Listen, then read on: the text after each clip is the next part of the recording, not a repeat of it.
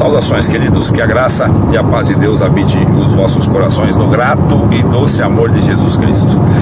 Eu sempre converso com amigos, irmãos, que me dizem o seguinte: Du, como você chegou a entender o Evangelho dessa forma, vivendo no meio que você vive? E eu comecei muito antes do advento, do boom das internets aí, dos críticos e qualquer outra coisa. Estou dizendo que eu sou primeiro do que eles, sou melhor do que eles, eu nem gosto de me comparar.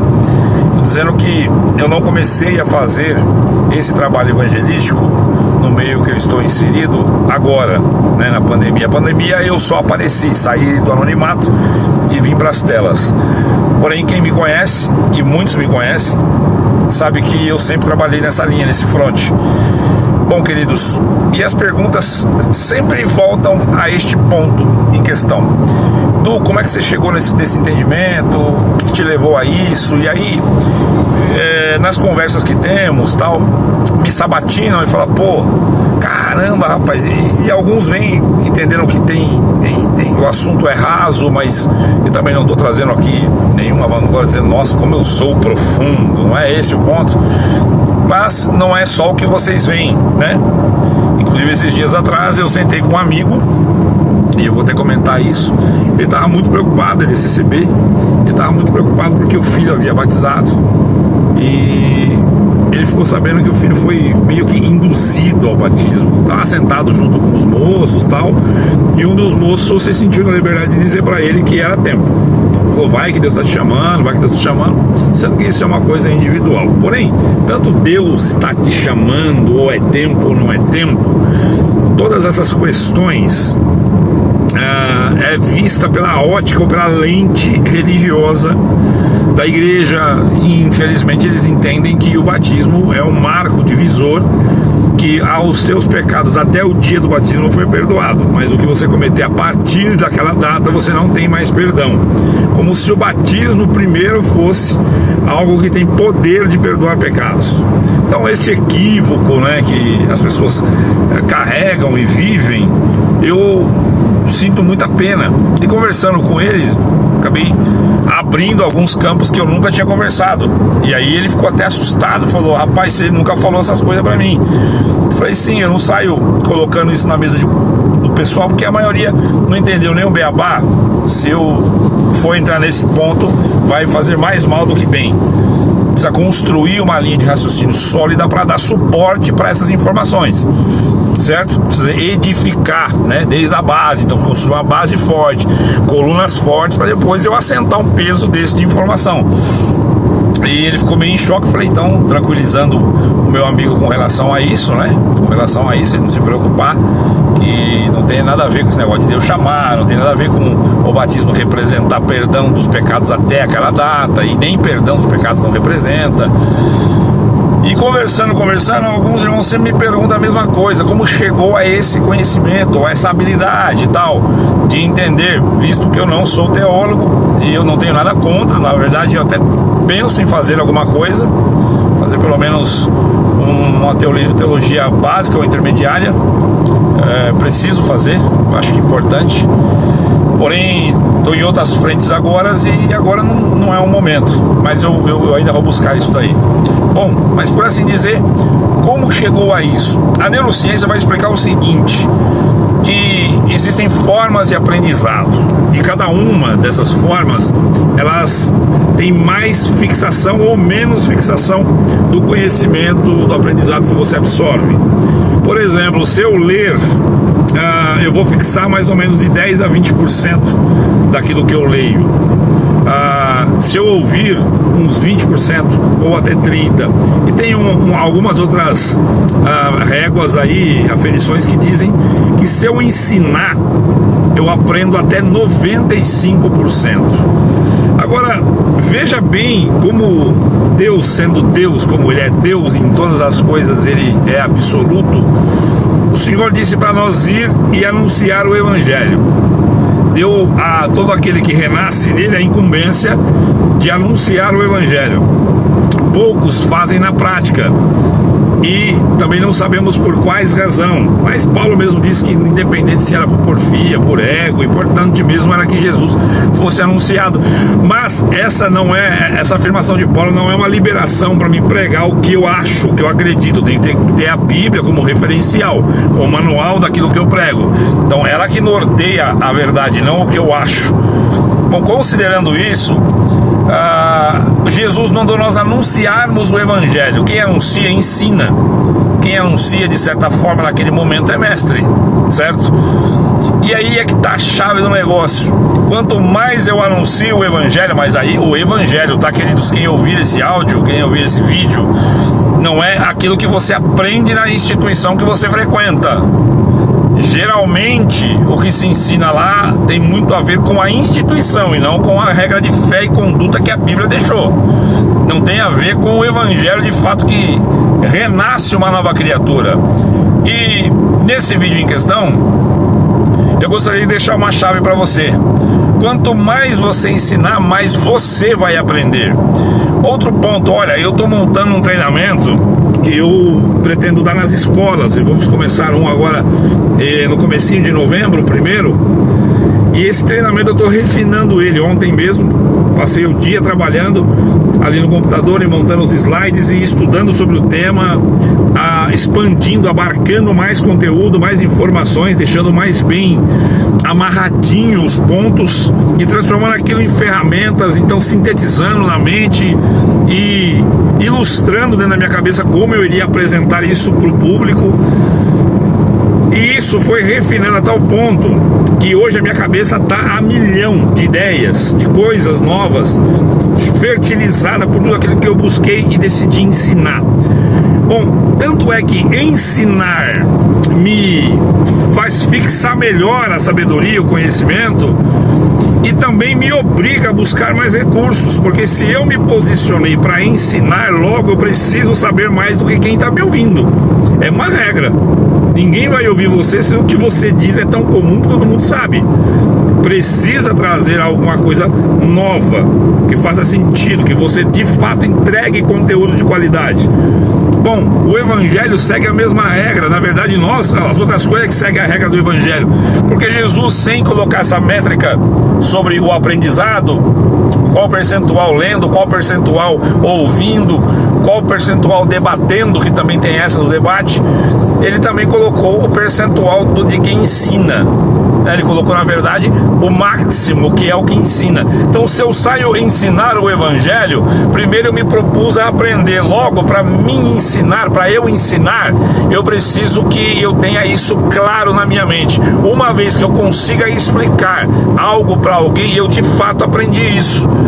Porque se você for para a neurociência, tem vídeos na internet que mostra quando um indivíduo que estava lá numa ressonância estava aprendendo algo novo. Aí você vê o cérebro, a neuroplasticidade do cérebro criando sinapses neurais. Você vai ver ali, parece umas arvorezinhas se conectando, que é os neurônios, tentando criar uma linha de raciocínio que fique pronto. Uma vez que você aprende, você não esquece mais. Por quê? Porque foi formada aquela rede neural nova.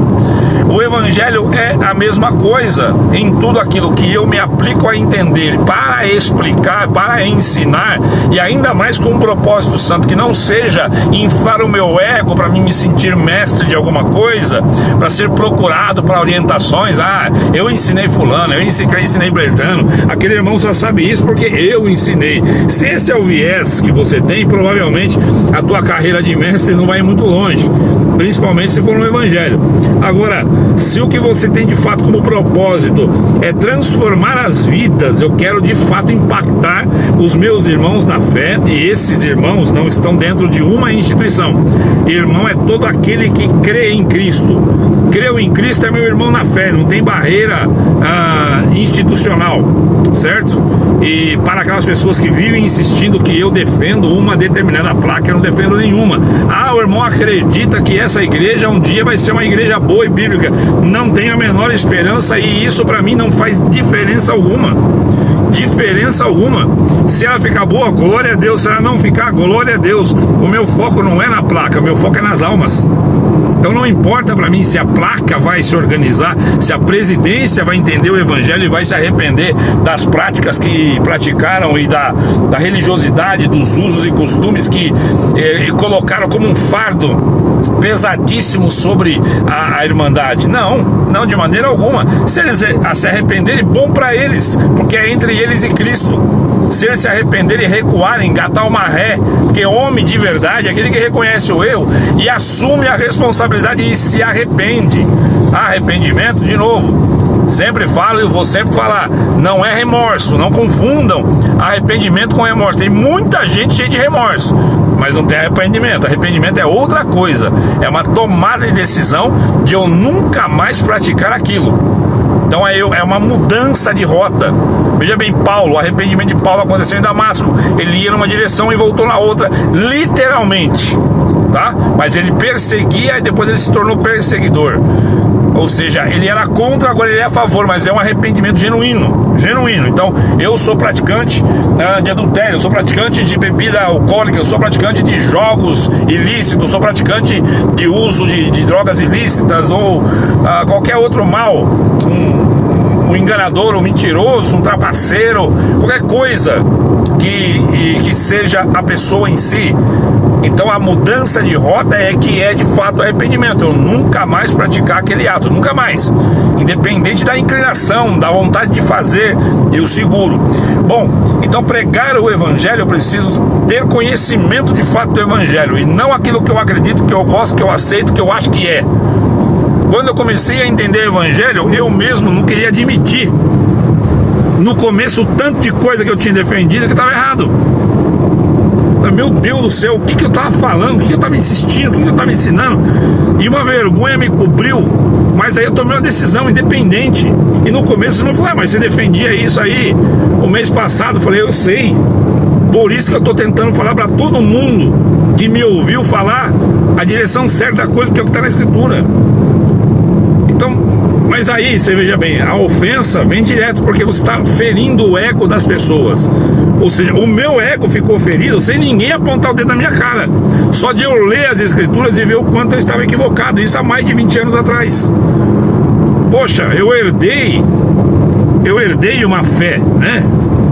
Meu pai e minha mãe. Meu pai faleceu com 46 anos de batismo. Minha mãe, graças a Deus, ainda está viva e tem 66 anos de batismo, 67, se não me engano. Meu irmão, é tempo para arrebentar, é muito tempo, certo? E eu sou da época em que se você tivesse televisão em casa, você era excomungado. Eu sou da época que se você comprasse remédios na farmácia, é porque você não tinha fé. Então você caía no conceito. Mas nem se parece. Se alguém divorciasse, se pecasse, que é o pecado do adultério, era exposto lá na frente. Era chamado lá na frente, exposto e dito para ninguém mais saudar. E aquela pessoa saía da igreja. Ou então, se ela quisesse, ela sentava no último banco e não era saudado por ninguém. Funcionava desse jeito. Aí você falava, nossa, irmão, e o irmão continua? Não, eu não continuo.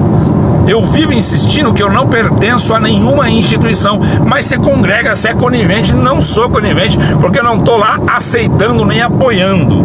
Eu estou lá pregando e anunciando. Mas como que eu não sei de nada que você está anunciando? Porque é para os círculos. Hoje, por a minha exposição no YouTube, eu não tenho mais acesso a púlpito. Nenhum dos irmãos que está no ministério me oferece palavra com medo de prejudicar o próprio ministério, certo? Então qual que é o meu acesso? Eu posso pregar em clínicas, eu posso ir com os irmãos do presídio, eu posso pregar em reuniões, posso pregar em orações, posso pregar aqui no YouTube, posso pregar no Instagram, posso pregar nos relacionamentos que eu tenho, nos círculos sociais que eu tenho, nos encontros que eu vou. Continuo. E tenho feito muitos irmãos que de fato continuam a espalhar o evangelho, certo? Então, se você quer aprender a pregar o evangelho ou quer aprender o evangelho, você precisa se comprometer em ensinar. E qual é a responsabilidade de quem ensina? Primeira, para que você seja exatamente um excelente líder, um excelente evangelista, para que Deus te ame nessa missão também, certo? Você ir aprender nas escrituras para ter responsabilidade daquilo que vai ensinar. É igual um médico. Um médico lê metade de um livro de medicina e querer clinicar. Você acha esse médico responsável? O cara compra um carro, faz uma aula com um instrutor de autoescola e sai dirigindo. Você acha ele um excelente motorista e responsável? A mesma coisa o evangelista, para não dizer muito pior, mas muito mais responsabilidade, porque Jesus disse que um condutor cego guiando o outro cego, ambos caem no abismo.